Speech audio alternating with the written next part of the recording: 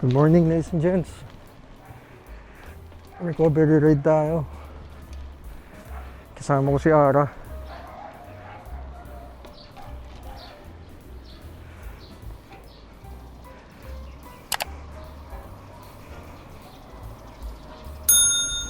Basta kayo, ladies and gents.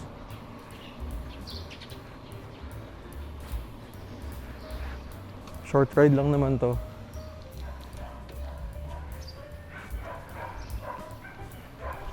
Mag-ehersisyo lang para hindi matenga ulit.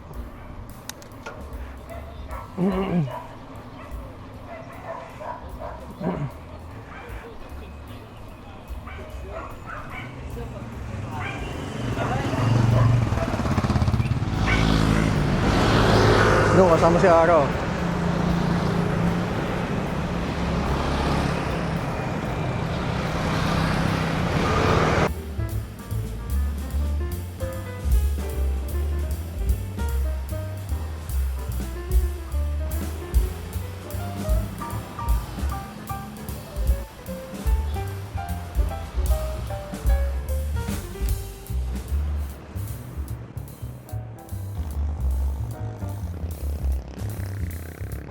Hirap na talaga pag medyo may edad eh.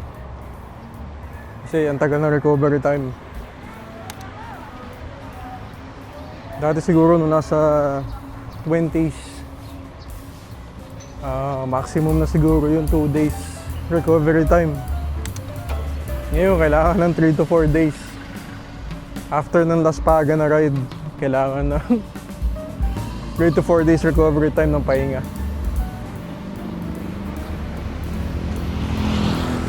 Pero siyempre kailangan din ng pahinga para sa susunod na ride may lakas.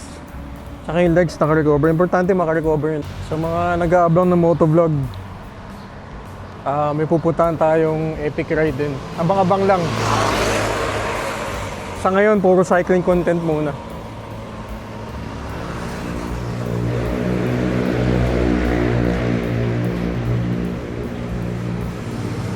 Sa atin, lakas oh. Tapos tumakbo.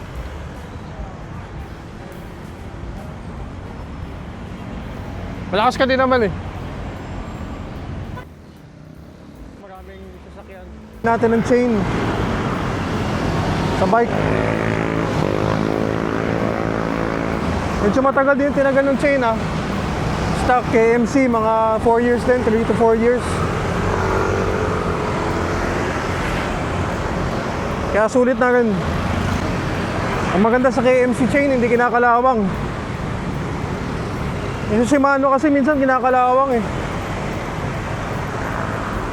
O depende na rin sa alaga mo ng kadena. Hindi naman nakababad yung bike ko sa labas. Nasa looban talaga siya ng bahay.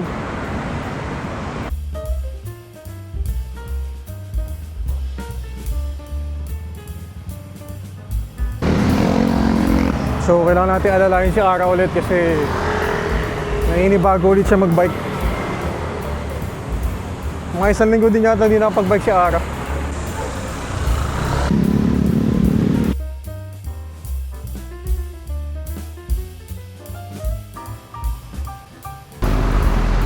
Okay pa naman yung form mo eh. Okay pa naman yung form, hindi naman nawala eh. Yung power lang, tsaka yung stamina sa legs. Uy, C900 ra. Kaya yun oh.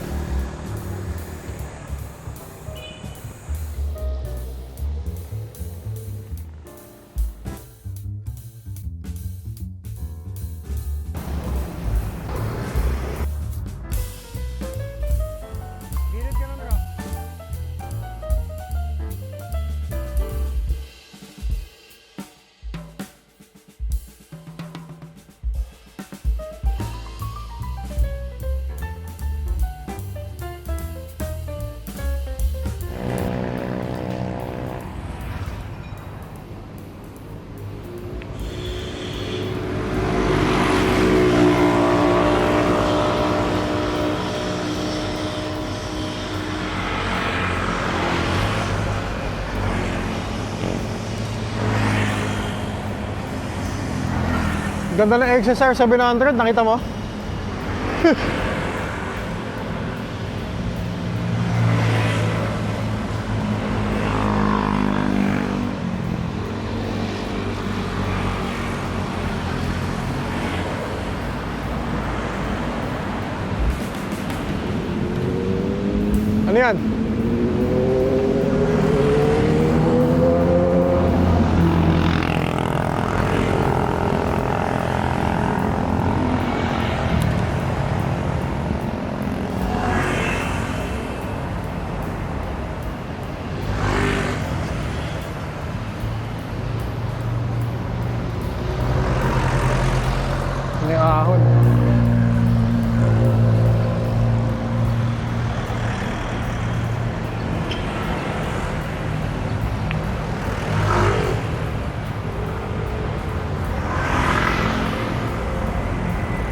Kira, kaya mo yan.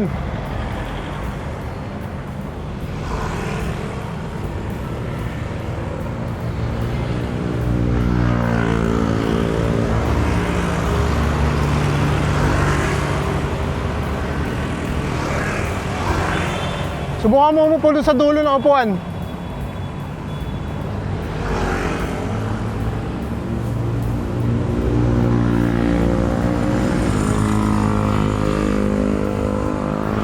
Sana recovery na dito.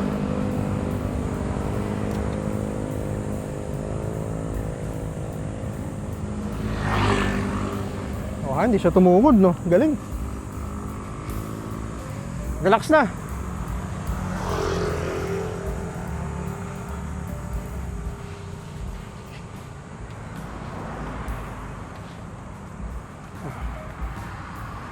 Dito ko natatapusin yung vlog, ladies and gents.